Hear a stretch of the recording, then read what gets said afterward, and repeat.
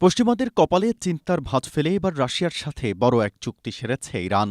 তেহরানের জরুরি ত্রাণ ও রসদ সরবরাহের ব্যবস্থা আরও শক্তিশালী করতে মস্কো থেকে ২১টি অত্যাধুনিক MI-171 হেলিকপ্টার কিনছে ইরান।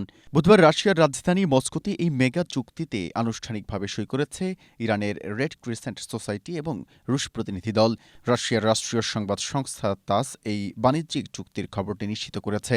চুক্তি অনুযায়ী আগামী বছরের মার্চ মাসের মধ্যেই হেলিকপ্টার চালানের প্রথম ৪টি আকাশযান তেহরানের হাতে পৌঁছে দেবে মস্কো। রাশিয়ার তৈরি এই বিশেষ হেলিকপ্টারগুলো বহুমুখী কাজে ব্যবহারের উপযোগী করে নকশা করা হয়েছে।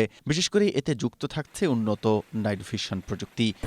স্ট্রবেরি সুপার ডটেড ও ক্লাসিক ভ্যারিয়েন্টে সেন্সেশন জাগুক শিহরণ, যার ফলে দুর্গম এলাকায় এমনকি রাতের ঘুটঘুটে অন্ধকারেও নিখুঁতভাবে ত্রাণ ও উদ্ধার অভিযান পরিচালনা করা সম্ভব হবে।